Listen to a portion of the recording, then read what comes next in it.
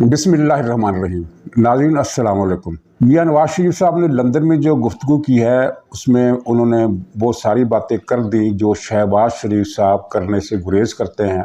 इसके अलावा उनकी बातों से ये अंदाज़ा भी लगाना मुश्किल नहीं कि उन्होंने पाकिस्तान वापसी के लिए कमर कस ली है, तैयारी कर ली है। और वो ख़बर सही लगती है जिसमें बताया गया था कि नवाज शरीफ साहब जनवरी में पाकिस्तान होंगे। और उनकी गुफ्तगू से और कुछ दूसरे हुकूमती मामलात से जो इशारे मिलते हैं वो ये है कि इमरान खान गिरफ़्तार होने वाला है। और सिर्फ इमरान खान नहीं बल्कि पिंकी पीरनी भी जेल के अंदर होगी, इस तरह की इतलात मिल रही है। और सरदार तनवीर इलियास ने लगता है कि हवा की बू सूंघ ली है, बल्कि लगता क्या है यकीनन उन्होंने हवा की बू सूंघ ली है। वो एक मफाद परस्त, करप्ट और किरदार के हवाले से वैसा ही है जैसा कि इमरान खान।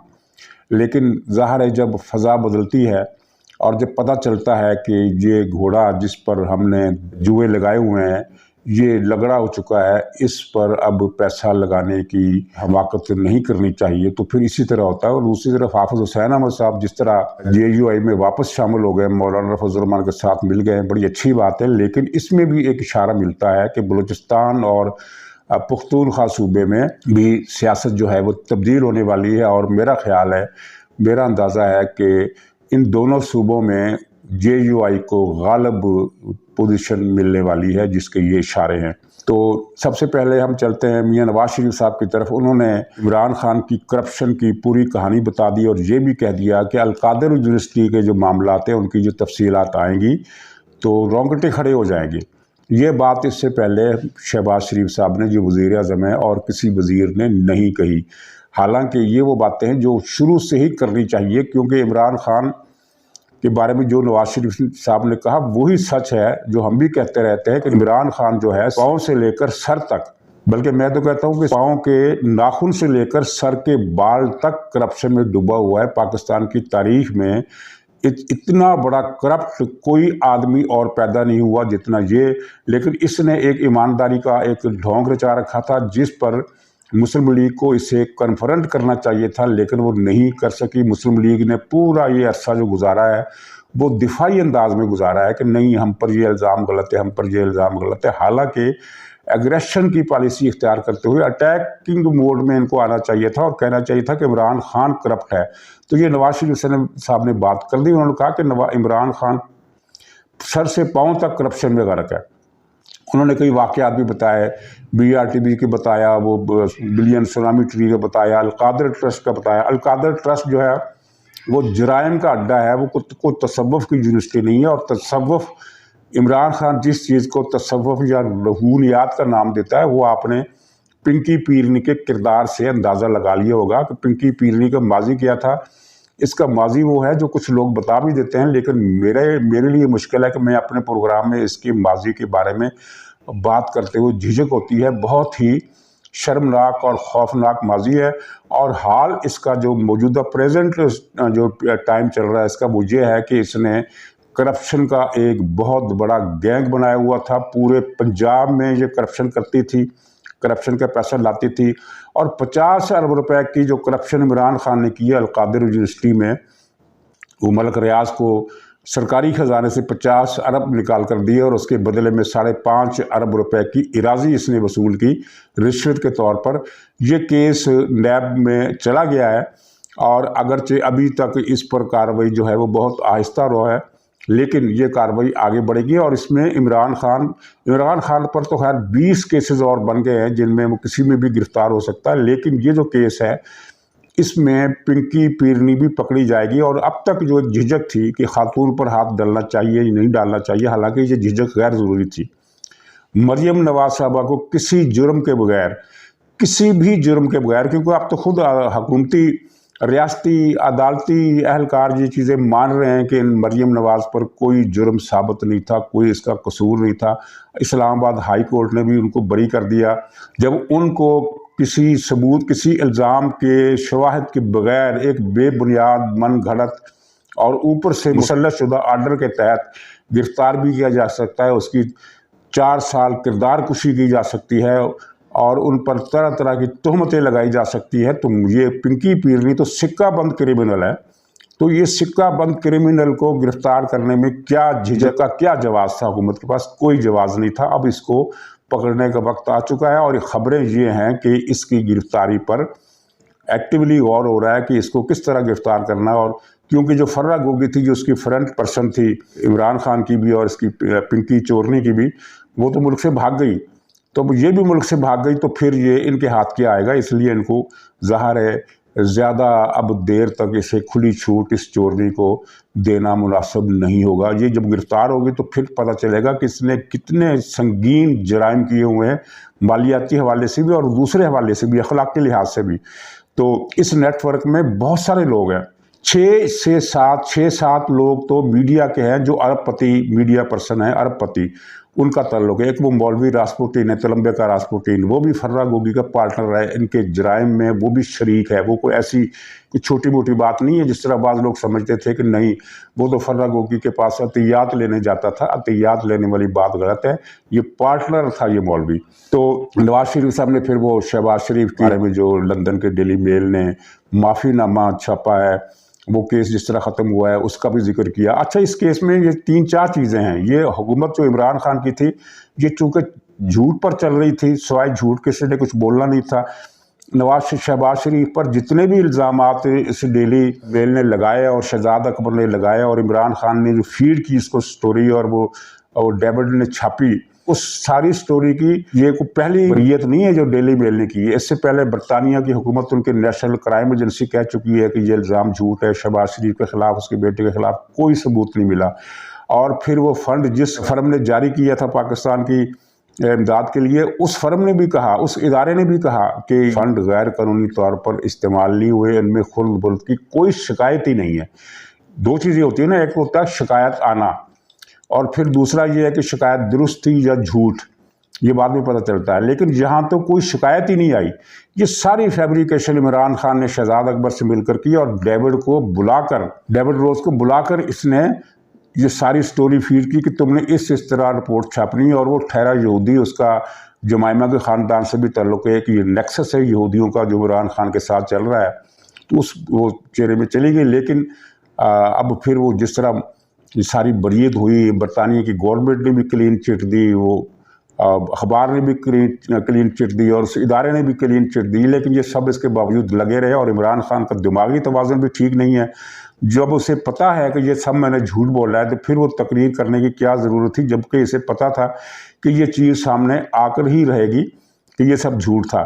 اس نے کچھ ہی ہفتے پہلے یہ پریس کانفرنس کی تھی نا کہ نواز شریف اس کیس میں نہیں، شہباز شریف اس کیس میں نہیں چھوٹے گا، کرپشن کے بڑے سنگین الزامات ہیں، ثبوتوں کی بوریاں بھری ہوئی ہیں، کہاں گئی وہ بوریاں، کہاں گئے وہ ثبوت؟ تو اب میں تو یہ خبر اگر دے رہا ہوں کہ پنکی پیرنی گرفتار ہونے والی ہے، تو یہ میں خبر بھی دے رہا ہوں، اور ساتھ ہی یہ میں کہہ رہا ہوں کہ یہ اگر حکومت اس میں پیچھے ہٹتی ہے تو حکومت کو پیچھے ہٹنے سے گریز کرنا چاہیے اور اسے پکڑنا چاہیے، کیونکہ یہ ان کا کوئی ذاتی مسئلہ نہیں ہے کہ جس کو وہ معاف کر دیں۔ پنکی چورنی نے پاکستان کے اربوں روپے لوٹے ہیں، کرپشن کی ہے، اس کے علاوہ جو غیر اخلاقی دھندے اس کے ماضی میں رہے ہیں، ان کی وجہ سے کتنی زندگیاں تباہ اور برباد ہوئی ہیں، وہ سارا یہ اس ملک کا مسئلہ ہے۔ یہ نواز شریف کا یا شہباز شریف کا یا مسلم لیگ کا پارٹی کا مسئلہ نہیں ہے، یہ ملک کا مسئلہ ہے۔ اتنے سنگین، اتنے میگا قسم کے کرپٹ لوگ اس پاکستان پر 4 سال، ساڑھے 3 سال مسلط رہے، اور انہوں نے پاکستان کا ککھ نہیں چھوڑا۔ آج جو اس وقت دیوالیہ ہونے کی صورتحال ہے، تو اس کے وجہ ذمہ دار عمران خان ہے، جس نے ایک پلان کے تحت سارا کچھ کیا۔ تو ناظرین، یہ جو خبر ہے اب آنے والے دنوں میں یہ مزید قریب تر ہوتی جائے گی، عمران کی گرفتاری کے ساتھ ساتھ پنکی پیرنی کی گرفتاری بھی۔ ناظرین، دوسری طرف صدر صاحب نے عمران خان کو لاوارث چھوڑ دیا ہے، یعنی کہنا چاہیے کہ صدر صاحب نے بھی لاوارث چھوڑ دیا ہے، اور اس میں مذاکرات کی جو کہانی ہے، جھوٹ بولا جا رہا ہے کہ بیک ڈور مذاکرات ہو رہے ہیں، الیکشن پر کی ڈیٹ کے پر مذاکرات ہو رہے ہیں۔ میں پھر یہ اصرار سے کہتا ہوں کہ الیکشن کی کوئی ڈیٹ اس مذاکرات میں زیر بحث نہیں ہے۔ مذاکرات کی کہانی یہ ہے کہ عمران خان ہر دوسرے روز کسی بندے کو صدر کے پاس بھیجتا ہے، اور میسیج دے کے، ٹیلی فون نہیں کرتا، اس میں وہ ٹیپ ہو جاتا ہے ٹیلی فون، سب کچھ چیزیں نکل جاتی ہیں۔ تو یہ اپنے خاص اعتماد کے بندے، جس طرح کی شبلی فراز ہے، فواد چودھری، اس طرح کے لوگ جو ہیں، ان کو بھیجتا ہے، اور اس کو پھر نئی وہ دیتا ہے گائیڈ لائن کی اس طرح سے بات کرو. تو بات کیا ہو رہی ہے؟ بات یہ ہو رہی ہے کہ مجھ پر مقدمات نہ چلائے جائیں. اور ایک مرتبہ عارف الوی نے یہ ان سے کہہ بھی دیا اسحاق ڈار سے کہ عمران خان پر مقدمے آپ نہ چلائیں نہ بنائیں، جس کا جواب اسے ملا کہ یہ مقدمات ہم نہیں بنا رہے. ظاہر ہے کوئی نیب کا مقدمہ ہے، کوئی کسی فرد کا مقدمہ ہے، پیچھے بے شک وہ گورنمنٹ ہو، مسلم لیگ ہو، وہ الگ بات ہے، لیکن گورنمنٹل سطح پر عمران خان کے خلاف ابھی تک کوئی کیس اس طرح سے بنا نہیں ہے جس طرح کے بننے چاہیے. خلاصہ یہ ہے کہ ان مذاکرات کا بنیادی مقصد یہ ہے کہ NRO دیا جائے، مجھ پر مقدمات نہ چلائے جائیں، مجھے گرفتار نہیں کیے جائیں. گرفتاری سے اتنا یہ ڈرا ہوا ہے، اور کچھ وہ جادو ٹونے کا چکر بھی ہے کہ آپ دیکھیں کہ 1 مہینے سے زیادہ ہو گیا اس کو، یہ زمان پارک میں محصور ہے، گرفتار ہے، قید ہے، باہر نکلنے کی جرت نہیں کر رہا. کہا جاتا ہے کہ گرفتاری کا خوف ہے کیونکہ اگر یہ جائے گا اسلام آباد تو حکومت پکڑ لے گی، اگرچہ حکومت نے اس کی گرفتاری کا کوئی ابھی تک آرڈر نہیں کیا، پھر بھی یہ ڈرا ہوا ہے. اور ایک روایت یہ بھی ہے کہ اسے پنکی پیرنے نے کہا ہے کہ نکلنا مت. اچھا، پنکی پیرنی کا جو فراڈ ہے وہ مجھے جو اطلاع ملی وہ میں آپ کی خدمت میں پیش کرتا ہوں کہ یہ جو آپ کو یاد ہوگا کہ 2 مہینے پہلے فیصل جاوید نے، وہی ڈرامہ باز جس کے چہرے پر خراش آئی تھی، چھرا لگا تھا گال پر، پتری چھرا لگا تھا، یہ لکڑی کو ٹکڑا لگا تھا، ایک گندم کے دانے کے برابر زخم آیا تھا اس کو، لیکن اس نے فوراً ہی کیا بندوبست کیا کہ اپنی قمیض ساری خون میں تربتر کر لی، جیسے کہ چھرا اس کی شارک سے پار ہو گیا ہو. یہ اتنا بڑا فراڈی ہے. تو خیر اس نے اور فواد چودھری نے مہینہ پہلے کی بات ہے، 1.5 مہینہ پہلے کی بات ہے، یہ کہا تھا کہ اگلے ہفتے عمران خان کی حکومت ہوگی پاکستان میں. تو ظاہر ہے سب لوگوں نے اس کا مطلب یہی لیا کہ یہ لانگ مارچ، یہ قاتلانہ حملے سے پہلے کی بات ہے، تو لانگ مارچ چونکہ کر رہے ہیں تو اس لیے انہوں نے بڑا ہانکی ہے کہ ہم لانگ مارچ کر کے اسلام آباد جائیں گے اور تختہ الٹا دیں گے. کچھ نہیں سمجھا کہ نہیں، کوئی بیک ڈور بات چیت چل رہی ہے، فوج عمران خان کو دوبارہ حکومت دینا چاہتی ہے. فوج سے مراد باجوہ صاحب تھے، وہ اب چلے گئے. لیکن یہ سارا ظاہر ہے یہ اندازے لگانا کوئی اتنا غلط بھی نہیں تھا، لیکن حقیقت کیا نکلی؟ حقیقت کچھ اور تھی. یہ پنکی پیرنی نے عمران خان کو ڈیٹ دی تھی کہ تم اگلے ہفتے حکومت میں آ رہے ہو، ایسے حالات پیدا ہو جائیں گے کہ تم حکومت میں آؤ گے. اور پنکی پیرنی کی یہ بات عمران خان نے اپنے ساتھیوں کو بتا دی، اسد عمر کو بھی بتا دی، فواد چودھری کو بھی بتا دی، اور یہ فیصل جاوید کو بھی بتا دی. انہوں نے پھر باقی آگے بھی بتا دی ہوگی، لیکن زیادہ تر بیان ان تینوں لیڈروں کے آئے تھے کہ اگلے ہفتے، کسی نے کہا اگلے ہفتے عمران خان کی حکومت ہوگی، کسی نے کہا کہ اگلے 4-5 دنوں میں عمران خان حلف اٹھانے والے وزارت عظمیٰ کا، کسی نے کہا کہ اگلے 10-12 دن میں. اور اسی بات کو پھر شیخ رشید نے بھی آگے بڑھایا کہ اگلے 10 دن میں پانسا پلٹ جائے گا. پتہ نہیں اس کے مجھے صحیح الفاظ یاد نہیں، لیکن مطلب یہی تھا کہ یہ جو منظر ہے اگلے 10 دن میں بدل جائے گا. تو یہ اس کی بنیاد پنکی پیرنی کی پریڈکشن تھی. اور یہ ایسے بے شرم اور ڈھیٹ لوگ ہیں کہ پنکی پیرنی کی پیشگوئیاں 1 سال ہو گیا ہے، اس کی تمام پیشگوئیاں، تمام ٹونے 1 سال سے مسلسل پے در پے ناکام ہوتے آ رہے ہیں، ایک چیز بھی اس کی درست نہیں نکلی. تو اس کے باوجود وہ جب بھی وہ حکم دیتی ہیں عمران خان کو، عمران خان اسی طریقے سے کرتا ہے اور اسی طریقے سے بیان دیتا ہے. وہ کہتی ہے کہ آج سفید شرٹ پہن لو، یہ سفید پہن لیتا ہے، آج لال پہن لو، وہ لال پہن لیتا ہے، آج یہ کر لو، آج وہ کر لو. یعنی بہت ہی لمبا چوڑا قصہ ہے. جو وہ حکم کرتی ہے عمران خان اسے مان لیتا ہے. یہ اس کی جو ایمانیات ہے، اس کی یہ صورتحال ہے. تو ناظرین، سردار تنویر الیاس وہ ایک بہت کرپٹ آدمی ہے اور بہت ہی بدنام آدمی ہے. آزاد کشمیر کے وزیر اعظم جس طرح بنا، عمران خان کو 5 ارب روپے کی رشوت دے کر یہ وزیر اعظم بنا آزاد کشمیر کا، ورنہ اس کی پارٹی میں دوسرے لوگ بھی تھے. تنویر الیاس کو تو کوئی جانتا بھی نہیں تھا آزاد کشمیر کی سیاست میں. ٹھیک ہے، اسلام آباد میں اس کا بڑا وہ ٹیکا ہے، اس کی بڑی بلڈنگیں ہیں، سینٹ لورنس اور پتہ نہیں کیا جائیدادیں، لیکن آزاد کشمیر کی سیاست میں یہ ایک ان نون اسٹرینجر تھا. 5 ارب روپے دے کر یہ نیچے سے آیا اور وزیر اعظم بن گیا. تو اب اس نے جب کل انٹرویو دیا ہے، اور انٹرویو بھی جیو کو دیا ہے، جو کوئی عمران خان جس کا نام بھی سننا پسند نہیں کرتا، اس انٹرویو میں اس نے کہا جنرل باجوہ پر عمران خان نے جو ڈبل گیم کرنے کا الزام لگایا وہ جھوٹ ہے. جنرل باجوہ تو بہت ہی اچھے اور سچے آدمی تھے. اچھا، وہ سچے تھے یا اچھے تھے یا جھوٹے تھے یا بے ایمان تھے، اس سے قطع نظر ہمارا پوائنٹ یہ ہے کہ عمران خان کا موجودہ بیانیہ اس بنیاد پر ہے کہ باجوہ نے میر جعفر اور میر صادق کا کردار ادا کرتے ہوئے غداری کی اور عمران خان کا تختہ الٹ دیا. اور یہ بڑا سیاسی آدمی تھا. پی ٹی آئی کے کسی بھی آدمی کو لے لیجئے، وہ جنرل باجوہ کے خلاف اتنی لمبی لمبی تقریریں کرتا ہے کہ جنرل باجوہ کو بھی اپنی ان برائیوں کا علم نہیں ہوگا جو برائیاں انہوں نے دریافت کی ہے. ان کے سوشل میڈیا، ان کے اینکر پرسن سب باجوہ صاحب کو ایسا رگڑ رہے ہیں کہ جیسا 71 میں یحییٰ خان کو بھی کسی نے نہیں رگڑا تھا. اس طرح برائیوں کا مرکز اور منبع اور پتہ نہیں محور بنا کر وہ پیش کرتے ہیں. ہر خرابی باجوہ میں وہ ڈھونڈتے ہیں. اور بلکہ ایک ٹی وی اینکر کا تو پروگرام ہی بند ہو گیا. وہ اس نے کوئی گانا گایا تھا کہ تیرے باجوے دے راکھی، اور اس نے باجوہ کی مذمت بھی کی تھی خاصی. اور عمران خان کے جو خیالات ہیں باجوہ کے بارے میں وہ بھی آپ کے علم میں ہیں. تو تنویر الیاس جو ہے، اس نے یہ جو فکرہ کہا کہ یہ سب جھوٹ ہے، باجوہ پر ڈبل گیم کا الزام غلط ہے اور گالیاں دینا بھی غلط ہے، یہ کس کو جھوٹا کہہ رہا ہے؟ ظاہر ہے یہ اسد عمر کو جھوٹا نہیں کہہ رہا، اور نہ وہ شہریار آفریدی کو جھوٹا کہہ رہا ہے، یہ عمران خان کو جھوٹا کہہ رہا ہے. اب اس سے بڑھ کر اور کیا چیز چاہیے کہ عمران خان سے رستے الگ کر چکا ہے، اور کیوں کیے ہیں؟ یہ اتنا دولت مند آدمی جس کے اتنے مالی مفادات ہیں، اس کو ظاہر پتہ چل گیا ہے کہ اب عمران خان واپس نہیں آنے والا. واپس کیا آئے گا؟ اب اس نے جیل جانا ہے. اب اس کا جو قلعہ ہے وہ ڈھہ گیا ہے. تو اس نے یہ پھر رستہ بدل لیا. اور ناظرین میں آپ کو بتاؤں کہ پی ٹی آئی میں بہت سے لوگ ہیں جو ذہنی طور پر رستہ بدل چکے ہیں.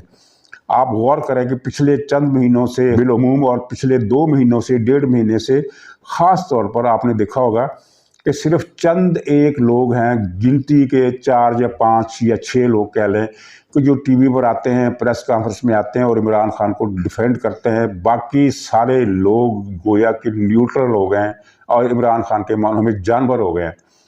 یہ صورت ہے. اور پنجاب میں آپ دیکھیں گے چند دنوں میں پنجاب میں اس کی پارٹی کس طرح بکھرتی ہے، اس کی عددی قوت.